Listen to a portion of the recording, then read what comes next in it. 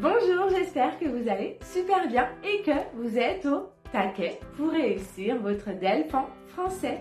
J'espère que votre préparation pour le DELF se passe très bien. Je le répète toujours, mais se préparer, c'est très important pour réussir le DELF.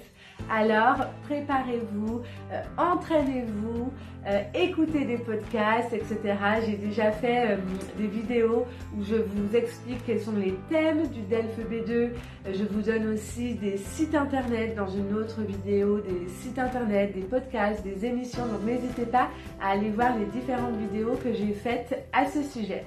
Aujourd'hui, nous allons parler de la production écrite et je vais vous donner des phrases que l'on utilise tout le temps pour les lettres formelles. Donc vous pouvez les apprendre parce que ce seront des phrases que vous devrez utiliser. En tout cas, c'est mieux si vous les utilisez.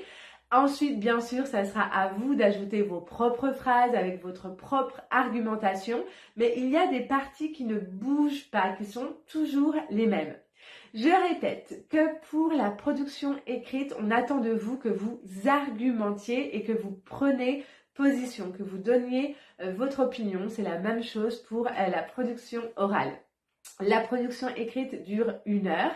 Elle fait partie des épreuves collectives avec la compréhension de l'oral et la compréhension des écrits.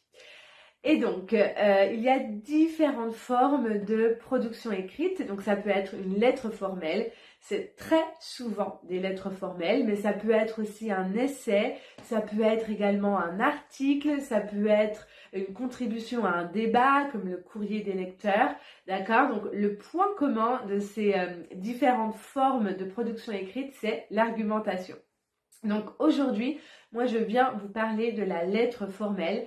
Ça peut aussi être des emails, c'est plus rare. Donc en français on dit courriel, mais dans la vie de tous les jours on dit email, mais je crois que pour l'examen ils utilisent le mot français courriel.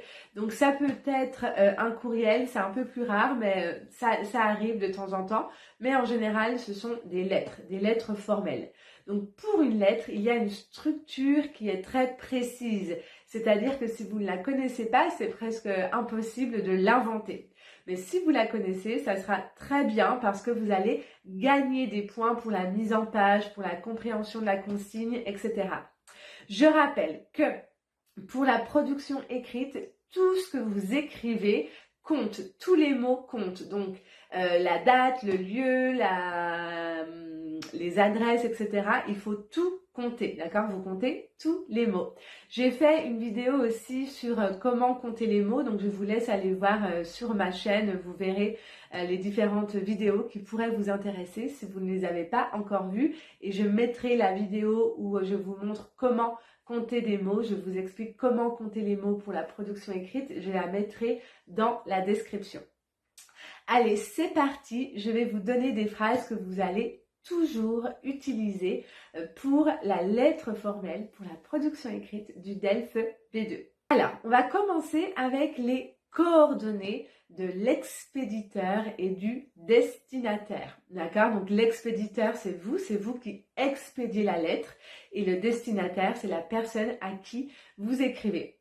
Donc attention, par exemple, si la consigne c'est vous habitez dans une petite ville en France et vous écrivez au maire de la ville, il faut bien mettre votre adresse en France. Parfois, je vois des élèves qui mettent, je ne sais pas, Mexique par exemple. Non, vous habitez en France, alors on ne parle pas de vous. Hein, il faut imaginer et il faut prendre un autre nom, un nom français par exemple, d'accord?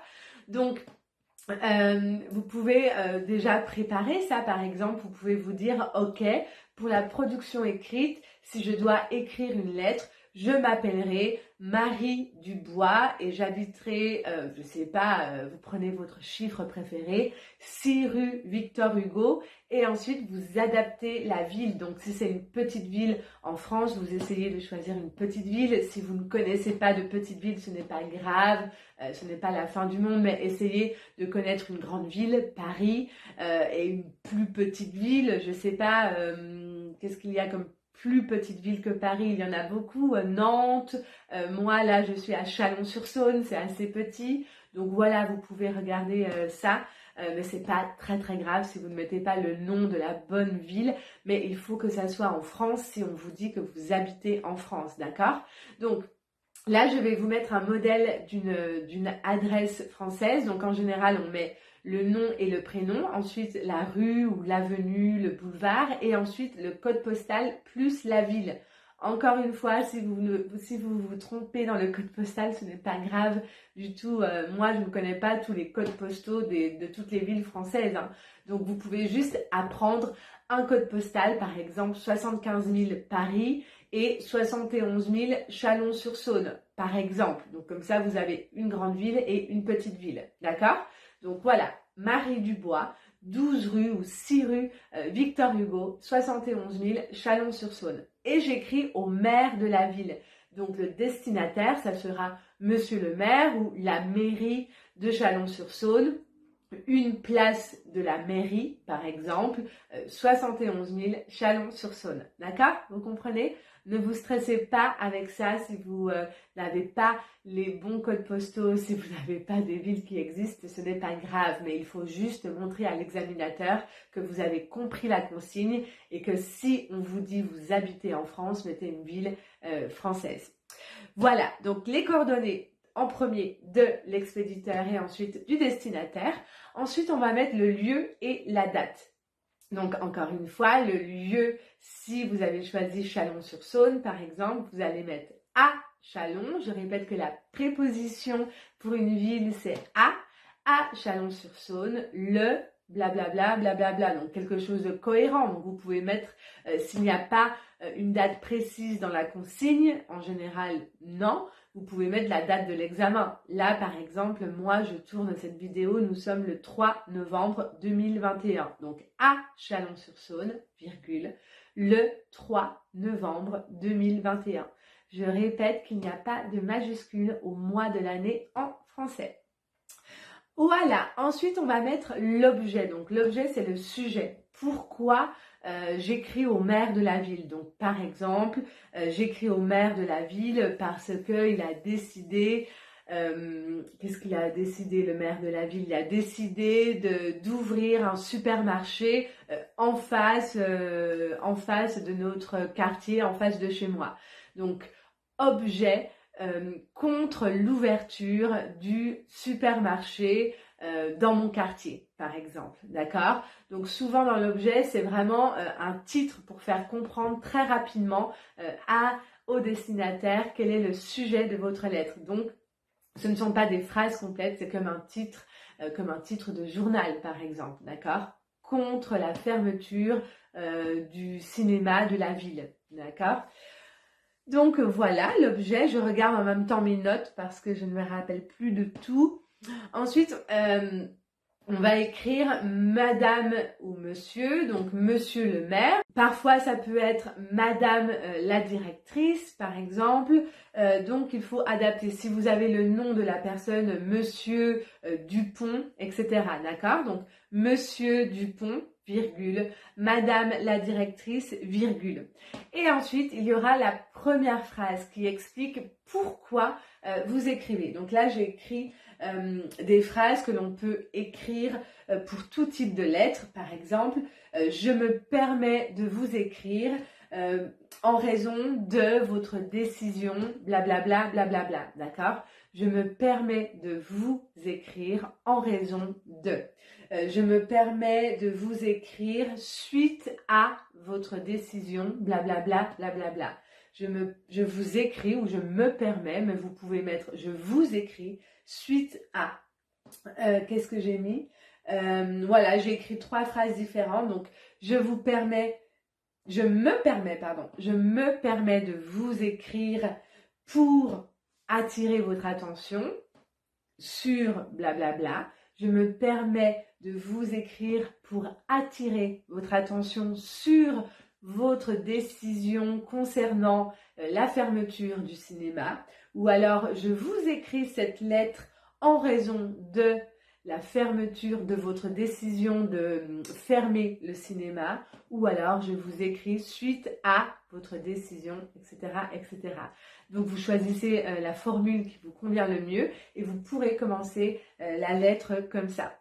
Donc en général, comme ce sont des lettres formelles, nous allons utiliser le vous, bien sûr, le vouvoiement avec monsieur le maire ou madame la directrice, c'est bien sûr le vouvoiement. Ça c'est important aussi pour les points qui vous seront attribués pour voir si vous avez bien compris la consigne. Ensuite, donc après vous allez développer votre argumentation. Donc là, moi je n'ai pas de phrase spéciale à vous donner, c'est à vous d'argumenter. N'oubliez pas les connecteurs logiques, tout d'abord, ensuite, de plus, etc. Et enfin, il y aura ce qu'on appelle la formule de politesse de fin. Donc ça, c'est une phrase que l'on apprend, que tous les francophones ont appris. C'est une phrase assez spéciale, qui est très soutenue, qui est la suivante. Veuillez agréer, monsieur le maire, l'expression de mes salutations distinguées. Veuillez agréer, monsieur le maire, l'expression de mes salutations distinguées. Donc ça, c'est une phrase que l'on met quand on fait des lettres de motivation, par exemple, ou des lettres administratives. On utilise cordialement, bien cordialement, mais plus tard, quand il y a plusieurs échanges. Mais en général, quand c'est une lettre très formelle, on utilise ça. Donc, je vous conseille d'utiliser cette phrase. Ça sera très utile pour le DELF B2 et je suis sûre que l'examinateur sera très content ou très contente, l'examinatrice sera très contente de lire cette phrase. Et enfin, vous signez, donc gardez le même nom, bien sûr, il faut qu'il y ait du sens. Si vous avez mis au début votre nom Marie Dubois, il faut bien sûr mettre Marie Dubois et vous signez. Ne mettez pas votre vraie identité. Hein. Je vous rappelle que vous pouvez choisir un nom francophone. Et voilà, donc je répète, on a les coordonnées de l'expéditeur et du destinataire.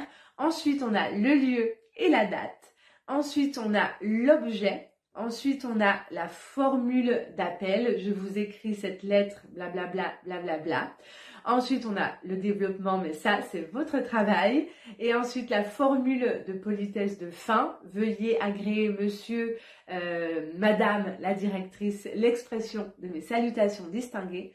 La signature, votre nom et la signature. Voilà, j'espère que c'est plus clair et que ça vous aide. N'oubliez pas la forme de la lettre, c'est important que ça ressemble bien à une lettre et avec de la préparation, avec de la pratique, vous allez voir, ça sera toujours la même chose. Donc, le jour de l'examen, si vous voyez que c'est une lettre formelle, déjà sur votre feuille au brouillon, vous mettez les coordonnées, le lieu, la date, l'objet, la formule d'appel, le développement, la formule de fin, la signature.